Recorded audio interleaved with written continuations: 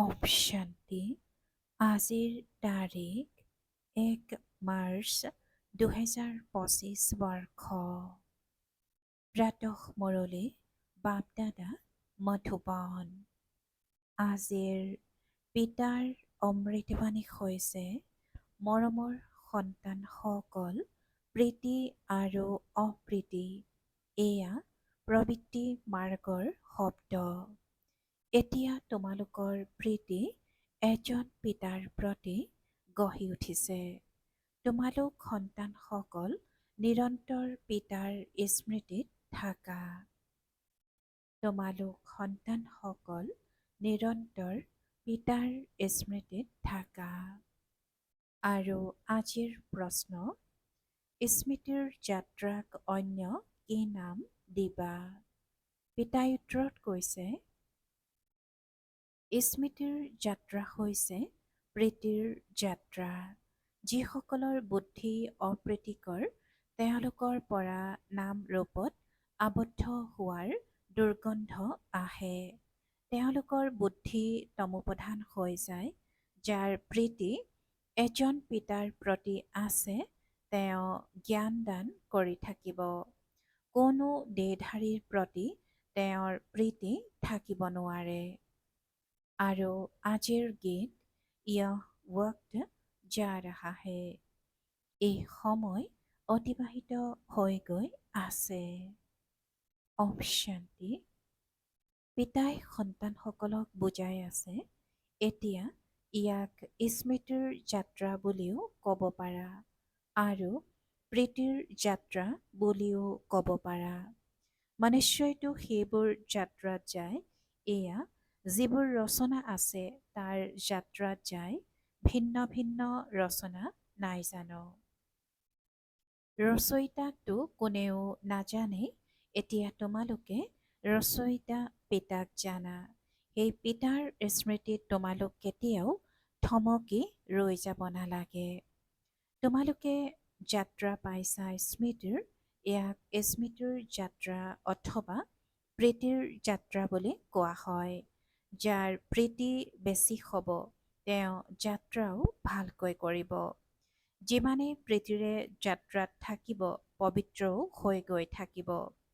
শিৱ ভগৱানোবাজ হয় নহয়, বিনাশ কালত অপ্ৰীতিকৰ বুদ্ধি আৰু বিনাশ কালত প্ৰীতি বুদ্ধি। শিৱ ভগৱানোবাজ হয় নহয়, বিনাশ কালত অপ্ৰীতিকৰ বুদ্ধি আৰু বিনাশ কালত প্ৰীতি বুদ্ধি। তোমালোক সন্তানসকলে জানা এতিয়া হৈছে বিনাশ কাল। এয়া সিয়াই গীতৰ আখ্যান চলি আছে। বাবাই শ্ৰীকৃষ্ণৰ গীতা আৰু ত্ৰিমূৰ্তি শিৱৰ গীতাৰ পাৰ্থক্যও শুনাইছে। এতিয়া গীতাৰ ভগৱান কোন হয়? পৰমপিতা শিৱ ভগৱানোবাজ। কেৱল শিৱ শব্দটি লিখিব নালাগে, কিয়নো শিৱ নামটো বহুতৰে আছে। সেয়েহে পৰমপিতা পৰমাত্মা বুলি লিখাৰ কাৰণে তেওঁ সৰ্বস্ব হৈ গ'ল। পৰমপিতা বুলিতো কোনেও নিজক ক'ব নোৱাৰে। সন্ন্যাসী লোকসকলে শিৱ হোম, মই শিৱ বুলি কৈ দিয়ে। তেওঁলোকেতো পিতাক স্মৰণো কৰিব নোৱাৰে, পিতাক নাজানে। পিতাৰ প্ৰতি প্ৰীতি নায়ে। প্ৰীতি আৰু অপ্ৰীতি এয়া প্ৰবৃত্তি মাৰ্গৰ কাৰণে। কিছুমান সন্তানৰ পিতাৰ প্ৰতি প্ৰীতি বুদ্ধি থাকে। পিতাই কৈছে যে কিছুমান সন্তানৰ পিতাৰ প্ৰতি প্ৰীতি বুদ্ধি থাকে। কিছুমানৰ অপ্ৰীতিকৰ বুদ্ধিও থাকে। তোমালোকৰ মাজতো এনেকুৱা আছে। পিতাৰ প্ৰতি প্ৰীতি তেওঁৰ আছে, যি পিতাৰ সেৱাত তৎপৰ হৈ আছে। পিতাৰ বাহিৰে অন্য কাৰো প্ৰতি প্ৰীতি থাকিব নোৱাৰে। শিৱ বাবাকহে কয়, বাবা আমিতো আপোনাৰহে সহায়কাৰী হওঁ। ইয়াত ব্ৰহ্মাৰ কথাই নাই। শিৱ বাবাৰ প্ৰতি যিসকল আত্মাৰ প্ৰীতি থাকিব তেওঁলোক নিশ্চয় সহায়কাৰী হ'ব। শিৱ বাবাৰ লগত তেওঁলোকে সেৱা কৰি থাকিব। প্ৰীতি নাথাকিলে তাৰ মানে অপ্ৰীতিকৰ হৈ যায়। অপ্ৰীতিকৰ বুদ্ধিৰ বিনাশ হৈ যায়। যাৰ পিতাৰ প্ৰতি প্ৰীতি থাকিব তেওঁ সহায়কাৰীও হ'ব। যিমান প্ৰীতি সিমান সেৱাত সহায়কাৰী হ'ব। স্মৰণেই যদি নকৰে তেন্তে প্ৰীতি নাই। তেতিয়া দেহধাৰীসকলৰ প্ৰতি প্ৰীতি গঢ়ি উঠিব। মনুষ্যই মনুষ্যক নিজৰ সোঁৱৰণত বস্তু দিয়ে নহয়, দেউতাজন নিশ্চয় স্মৃতিলৈ আহে। এতিয়া তোমালোক সন্তানসকলক পিতাই অবিনাশী জ্ঞান ৰত্ন উপহাৰ দিয়ে, যাৰ দ্বাৰা তোমালোকে বাদশ্বাহী লাভ কৰা। যদি অবিনাশী জ্ঞানৰত্ন দান কৰে তেন্তে প্ৰীতি বুদ্ধিৰ হয়। জানে যে বাবা সকলোৰে কল্যাণ কৰিবলৈ আহিছে, আমিও সহায়কাৰী হ'ব লাগে। এনেকুৱা প্ৰীতি বুদ্ধিৰ সকলৰ বিজয় হয়। যিসকলে স্মৰণেই নকৰে তেওঁলোকৰ প্ৰীতি বুদ্ধিৰ নহয়। পিতাৰ প্ৰতি প্ৰীতি থাকিলে, স্মৃতিত থাকিলে তেতিয়া বিকৰ্ম বিনাশ হ'ব আৰু অন্যকো কল্যাণৰ ৰাস্তা দেখুৱাব। তোমালোক ব্ৰাহ্মণ সন্তানসকলৰ ক্ষেত্ৰতো সকলো প্ৰীতি আৰু অপ্ৰীতিকৰ ওপৰতেই নিৰ্ভৰ কৰে। যদি পিতাক বহুত স্মৰণ কৰে তেন্তে প্ৰীতি আছে। পিতাই কয়, মোক নিৰন্তৰ স্মৰণ কৰা, মোৰ সহায়কাৰী হোৱা। ৰচনাৰ একমাত্ৰ ৰচয়িতা পিতাৰহে স্মৃতি থাকিব লাগে। কোনো ৰচনাক স্মৰণ কৰিব নালাগে। জগতততো ৰচয়িতাক কোনেও নাজানে আৰু স্মৰণো নকৰে। সন্ন্যাসী লোকসকলেও ব্ৰহ্মক স্মৰণ কৰে, সেয়াও ৰচনা হৈ গ'ল। ৰচয়িতাটো সকলোৰে এজনেই আৰু যিবোৰ বস্তু এই দুচকুৰে দেখা পোৱা সেই সকলোবোৰতো হৈছে ৰচনা। যাক দেখা পোৱা নাযায় তেওঁ হৈছে ৰচয়িতা পিতা। ব্ৰহ্মা বিষ্ণু শংকৰৰো চিত্ৰ আছে, তেওঁলোকো ৰচনা। বাবাই যি চিত্ৰ তৈয়াৰ কৰিবলৈ কৈছে ওপৰত লিখিব লাগে, পৰমপিতা পৰমাত্মা ত্ৰিমূৰ্তি শিৱ ভগৱানুবাস। যদিও কোনোবাই নিজকে ভগৱান বুলি কয় কিন্তু পৰমপিতা বুলি ক'ব নোৱাৰে। তোমালোকৰ বুদ্ধিযোগ হৈছে শিৱ বাবাৰ লগত, শৰীৰৰ লগত নহয়। পিতাই বুজাইছে, নিজক অশৰীৰী আত্মা বুলি বুজি মোক পিতাক স্মৰণ কৰা। প্ৰীতি আৰু অপ্ৰীতি গোটেইখিনি সেৱাৰ ওপৰত নিৰ্ভৰ কৰে। প্ৰীতি ভাল হ'লে তেন্তে পিতাৰ সেৱাও ভালকৈ কৰিব, তেতিয়া বিজয়ন্তী বুলি কোৱা হ'ব। যদি প্ৰীতি নাই তেন্তে সেৱাও নহ'ব, তেতিয়া পদো কম হ'ব। কম পদ পোৱা মানে নিজৰ উচ্চ পদ নাশ কৰা। বিনাশটো সকলোৰে হয়েই, কিন্তু এয়া বিশেষভাৱে প্ৰীতি আৰু অপ্ৰীতিকৰ কথা। ৰচয়িতা পিতাটো এজনেই, তেওঁকে শিৱ পৰমাত্মাই নমঃ বুলি কয়। শিৱ জয়ন্তীও পালন কৰে, শংকৰ জয়ন্তী কেতিয়াও শুনা নাই। প্ৰজাপিতা ব্ৰহ্মাৰ নামো প্ৰসিদ্ধ। বিষ্ণুৰ জয়ন্তী পালন নকৰে, শ্ৰীকৃষ্ণৰ পালন কৰে। এয়া কোনেও নাজানে শ্ৰীকৃষ্ণ আৰু বিষ্ণুৰ মাজত কি পাৰ্থক্য আছে।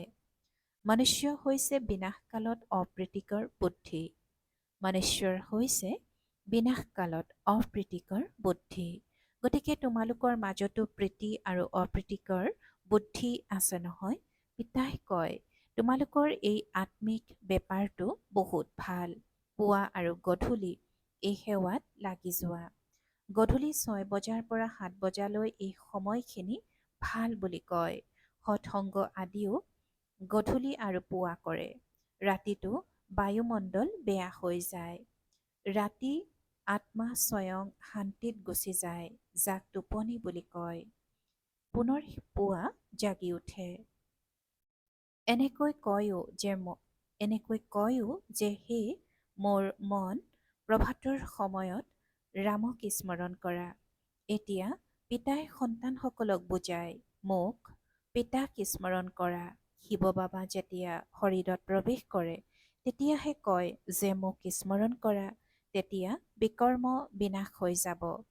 তোমালোক সন্তানসকলে জানা আমি কিমান পিতাক স্মৰণ কৰোঁ আৰু আত্মিক সেৱা কৰোঁ। সকলোকে এইটোৱে পৰিচয় দিব লাগে, নিজক আত্মা বুলি বুজি পিতাক স্মৰণ কৰা, তেতিয়া আপুনি তমোপ্ৰধানৰ পৰা শতোপ্ৰধান হৈ যাব। খাদ অৰ্থাৎ বিকাৰৰ লেপ আঁতৰি যাব। প্ৰীতি বুদ্ধিৰ ক্ষেত্ৰতো শতাংশৰ হিচাপ আছে। যদি পিতাৰ প্ৰতি প্ৰীতি নাই তেন্তে নিশ্চয় নিজৰ দেহৰ প্ৰতি প্ৰীতি আছে বা মিত্ৰ সম্বন্ধীয় আদিৰ প্ৰতি প্ৰীতি আছে। পিতাই কৈছে যে যদি পিতাৰ প্ৰতি প্ৰীতি নাই তেন্তে নিশ্চয় নিজৰ দেহৰ প্ৰতি প্ৰীতি আছে বা মিত্ৰ সম্বন্ধীয় আদিৰ প্ৰতি প্ৰীতি আছে। পিতাৰ প্ৰতি প্ৰীতি থাকিলে সেৱাত লাগি যাব। যদি পিতাৰ প্ৰতি প্ৰীতি নাই তেন্তে সেৱাটো মনোনিৱেশ নকৰিব। কাৰোবাক কেৱল অল্ফ অৰ্থাৎ পৰমাত্মা আৰু বে অৰ্থাৎ বাদশ্বাহীৰ ৰহস্য বুজোৱাটো বহুতেই সহজ। হে ভগৱান, হে পৰমাত্মা বুলি কৈ স্মৰণ কৰে, কিন্তু তেওঁক একেবাৰে নাজানে। বাবাই বুজাইছে যে প্ৰতিখন চিত্ৰৰ ওপৰত পৰমপিতা ত্ৰিমূৰ্তি শিৱ ভগৱানুবাস বুলি নিশ্চয় লিখিব লাগে। তেতিয়া কোনেও একো ক'ব নোৱাৰিব। এতিয়া তোমালোক সন্তানসকলেতো নিজৰ পুলি ৰোপণ কৰি আছে। সকলোকে ৰাস্তা দেখুওৱা, তেতিয়া আহি পিতাৰ পৰা উত্তৰাধিকাৰ ল'ব। পিতাক নাজানি সেয়েহে প্ৰীতি বুদ্ধি নাই। পাপ বাঢ়ি বাঢ়ি একদম তমোপ্ৰধান হৈ গৈছে। পিতাৰ প্ৰতি প্ৰীতি তেওঁৰ থাকিব, যিয়ে বহুত স্মৰণ কৰিব। তেওঁৰহে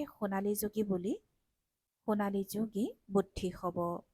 যদি অন্যফালে বুদ্ধি ঘূৰি ফুৰে তেন্তে তমোপ্ৰধান হৈ থাকিব। যদিও সন্মুখত বহি আছে তথাপিও প্ৰীতি বুদ্ধিৰ বুলি কোৱা নহ'ব। কিয়নো স্মৰণেই নকৰে। প্ৰীতি বুদ্ধিৰ চিন হৈছে স্মৃতি।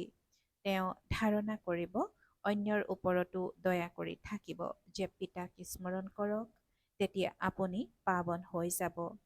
এয়া যিকোনো লোককে বুজোৱা বহুত সহজ। পিতাই স্বৰ্গৰ বাদশ্বাহী উত্তৰাধিকাৰ সন্তানসকলকহে দিয়ে। নিশ্চয় শিৱ বাবা আহিছিল, সেইকাৰণেতো শিৱ জয়ন্তী পালন কৰে। শ্ৰীকৃষ্ণ ৰাম আদি সকলো হৈ গৈছে, সেইকাৰণেতো পালন কৰি আহিছে। শিৱ বাবাকো স্মৰণ কৰে, কিয়নো তেওঁ আহি সন্তানসকলক বিশ্বৰ বাদশ্বাহী দিয়ে। নতুন কোনোবাই এই কথাবোৰ বুজিব নোৱাৰিব, ভগৱান কেনেকৈ আহি উত্তৰাধিকাৰ দিয়ে। একেবাৰে পাথৰ বুদ্ধিৰ স্মৰণ কৰাৰ বুদ্ধি নাই। পিতাই নিজেই কয়, তোমালোক হৈছা আধাকল্পৰ প্ৰেয়সী, মই এতিয়া আহিছোঁ। ভক্তি মাৰ্গত তোমালোকে কিমান হাবাথুৰি খোৱা, কিন্তু ভগৱানকতো কোনেও পোৱা নাই। এতিয়া তোমালোক সন্তানসকলে বুজি পাইছা। পিতা ভাৰতলৈকে আহিছিল আৰু জীৱন মুক্তিৰ ৰাস্তা দেখুৱাইছিল। শ্ৰীকৃষ্ণইতো এই ৰাস্তা নেদেখুৱায়। ভগৱানৰ প্ৰতি প্ৰীতি কেনেকৈ গঢ়ি উঠিব, সেয়া ভাৰতবাসীকহে পিতা আহি শিকায়। আহেও ভাৰতলৈকে। শিৱ জয়ন্তী পালন কৰে। তোমালোক সন্তানসকলে জানা, উচ্চতকৈও উচ্চ হৈছেই ভগৱান, তেওঁৰ নাম হৈছে শিৱ। সেয়েহে তোমালোকে লিখা শিৱ জয়ন্তীহে হীৰাতুল্য, বাকী সকলো জয়ন্তী হৈছে কৰিতুল্য। এনেকৈ লিখিলে বিতুষ্ট হৈ যায়। সেয়েহে প্ৰতিখন চিত্ৰত শিৱ ভগৱানুবাস লিখা থাকিলে তোমালোক নিৰাপদে থাকিবা। কোনো সন্তানে পুৰা বুজি নাপায়, সেয়েহে বিতুষ্ট হৈ যায়। মায়াৰ গ্ৰহচাৰীয়ে প্ৰথম প্ৰহাৰ বুদ্ধিতে কৰে। পিতাৰ পৰাই বুদ্ধিযোগ আঁতৰাই দিয়ে, যাৰ কাৰণে একদম ওপৰৰ পৰা তললৈ খহি পৰে। দেহধাৰীৰ প্ৰতি বুদ্ধিযোগ আবদ্ধ হৈ যায়, গতিকে পিতাৰ পৰা অপ্ৰীতিকৰ হৈ নগ'ল জানো। তোমালোকে প্ৰীতি ৰাখিব লাগে এজন বিচিত্ৰ বিদেহী পিতাৰ প্ৰতি। দেহধাৰীৰ প্ৰতি প্ৰীতি ৰখাটো হানিকাৰক। বুদ্ধি ওপৰৰ পৰা ছিঙি গ'লে একদম তলত খহি পৰে। যদিও এইখন অনাদি পূৰ্ব নিৰ্ধাৰিত ড্ৰামা, তথাপিও নিশ্চয় বুজাব নহয়। অপ্ৰীতিকৰ বুদ্ধিৰ পৰা যেন দুৰ্গন্ধ আহে, নামৰূপত আবদ্ধ হোৱাৰ। নহ'লেতো সেৱাত লাগি যাব লাগে। বাবাই কালিও ভালদৰে বুজাইছিল। মুখ্য কথাই হৈছে গীতাৰ ভগৱান কোন। ইয়াতেই তোমালোকৰ বিজয় হ'ব লাগে। তোমালোকে সোধা যে গীতাৰ ভগৱান শিৱ নে শ্ৰীকৃষ্ণ। সুখ দেউতা কোন? সুখ দেউতাটো হৈছে শিৱ। গতিকে তেওঁক ভোট দিব লাগে। তেওঁৰেই মহিমা আছে। এতিয়া ভোট দিয়া গীতাৰ ভগৱান কোন শিৱক ভোট দেউতাসকলক কোৱা হ'ব প্ৰীতি বুদ্ধিৰ। পিতাই কৈছে যে তোমালোকে সোধা যে গীতাৰ ভগৱান শিৱ নে শ্ৰীকৃষ্ণ। সুখ দেউতা কোন হয়? সুখ দেউতাটো হৈছে শিৱ। গতিকে তেওঁক ভোট দিব লাগে আৰু তেওঁৰেই মহিমা আছে। এতিয়া ভোট দিয়া গীতাৰ ভগৱান কোন? শিৱক ভোট দেউতাসকলক কোৱা হ'ব প্ৰীতি বুদ্ধিৰ। এয়াতো বহুত ডাঙৰ নিৰ্বাচন। এই সকলোবোৰ যুক্তি তেওঁৰ বুদ্ধিত আহিব, যিয়ে গোটেই দিন বিচাৰ সাগৰ মন্থন কৰি থাকিব। কিছুমান সন্তান আগুৱাই গৈ থাকোঁতে বিতুষ্ট হৈ যায়। পিতাই কৈছে যে কিছুমান সন্তান আগুৱাই গৈ থাকোঁতে বিতুষ্ট হৈ যায়। এতিয়া চোৱা প্ৰীতি আছে। এতিয়াই চোৱা প্ৰীতি ছিঙি যায়, বিতুষ্ট হৈ যায়। কোনোবা কথাত বিতুষ্ট হৈ গ'লে তেতিয়া কেতিয়াও স্মৰণেই নকৰিব, চিঠিও নিলিখিব। তাৰ মানে প্ৰীতি নাই। গতিকে বাবাইও 6 পৰা 8 মাহ চিঠি নিলিখিব। বাবা কালৰো কাল নহয় জানো? লগত ধৰ্মৰজাও আছে। যদি পিতাক স্মৰণ কৰাৰ সময় নাই, তেন্তে তুমি কি পদ পাবা? পদ ভস্ত হৈ যাব। আৰম্ভণিতে বাবাই বৰ যুক্তিৰে পদৰ কথা শুনাইছিল। এতিয়া জানো তেওঁলোক আছে? এতিয়াতো আকৌ মালা তৈয়াৰ হ'ব। সেৱাধাৰী সকলৰতো বাবাইও মহিমা গাই থাকিব। যিয়ে নিজে ৰজা হ'ব, তেওঁ ক'ব মোৰ সমগোত্ৰীয় সকলো হওক। এওঁলোকেও মোৰ দৰে ৰাজ্য কৰক। ৰজাক অন্নদাতা, মাতা পিতা বুলি কয়। এতিয়া মাতাটো হৈছে জগদম্বা। তেওঁৰ দ্বাৰা তোমালোকে অপাৰ সুখ পোৱা। তোমালোকে পুৰুষাৰ্থৰে উচ্চ পদ ল'ব লাগে। দিনে প্ৰতিদিনে তোমালোক সন্তানসকলে জানি গৈ থাকিবা কোন কোন কি হ'ব।